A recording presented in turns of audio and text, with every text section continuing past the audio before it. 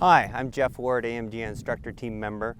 We've transferred the load to our anchor after catching the fall, and now we're going to go out and prep the lip and haul them out. Before I go out to the lip, I need to make sure that my anchor is solid. If I have 100% confidence in the anchor that I've placed, I can start moving towards the edge of the crevasse. If I have any questions, I'm going to back that anchor up with either another picket or my ice axe or a hammer, some other form of an anchor to make sure I'm 100% sure, because all my eggs are going to be in this basket right now. Once I've deemed the anchor solid, I'm going to stick a friction hitch on this rope. This is the back side of that knot that I transferred to originally. And this is going to be my belay line to get out to the edge, and will also be used as the rescue line. Likely the original line that caught the fall is going to be dug deeply into the lip and probably frozen and stuck there for a while. Right now it's just going to be my security as I go out to the edge. Make sure I have a good friction hitch there, and then I can start dropping some of these coils to give myself enough rope to get out to the edge. I want to take my ice axe or any other gear I have out there and slowly walk out to the edge. That looks solid, that crevasse there, so I'm going to keep going. So it's really important that I try and get voice contact with the person in the hole as quickly as possible. If they are knocked unconscious, needing medical attention, I need to get down there ASAP. If I can get voice contact and start talking with them, then that's gonna help me decide how quickly I need to move. Also, if I can talk with John down there, he can let me know how overhanging the lip is. The last thing I want to do is walk out to the edge of the crevasse and collapse something big on top of him.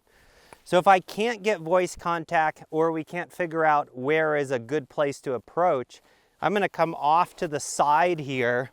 So if something does collapse, it's not going to, or it's less likely to fall on John's head. So as I get closer, I'm going to be probing. If I have a probe, that would be great. A ski pole, that might give me a little more information. If all I have is an ice axe, might feel that out just with the ice axe. Eventually I'll get a view here.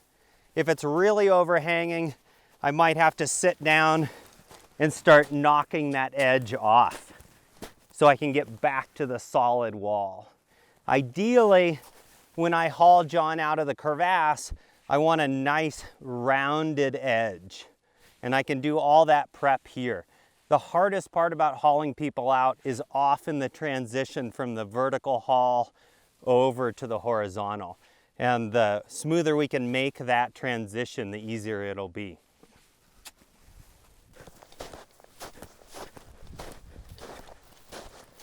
So this is a bit of work, but it's going to make that transition a lot easier.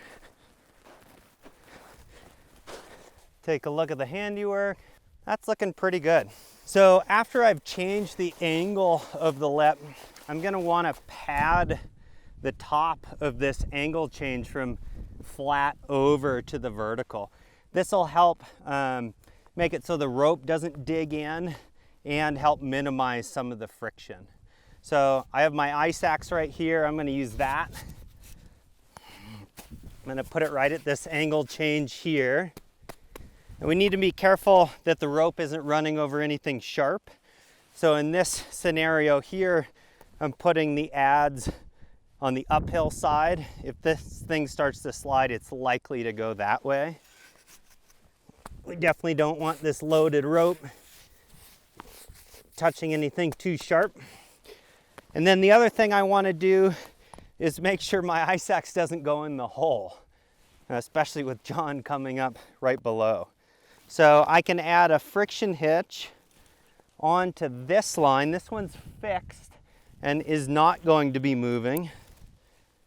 And this just has to hold enough weight to keep the ice axe in place. I can just clove that on the ice axe.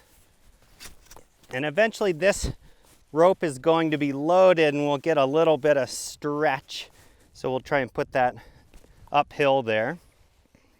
My lip is fully prepped now, and now I'm gonna start hauling John out of the crevasse. So if I start dumping my coils right now, I'm only on a friction hitch. So ideally, if I'm really close to the edge, before I drop these coils, I would want to put some sort of blocking knot in here. And so that makes it, if that friction hitch slips, I'm not going in the hole. Looks like John's in there pretty deep. We'll just take all the rope here. So we're gonna drop John a loop. I'll put a locking carabiner on here and feed this down. Now John is not fall line from us, so we're probably gonna have to do a little bit of swinging. Hey John, grab onto this when you can. Yeah, nice. All right, clip that into your belay loop and lock it. Okay, looks good. And now this is the line I'm hauling on. Make sure there's no twists in there. That looks good. And now I can move back away from the edge and build my haul system.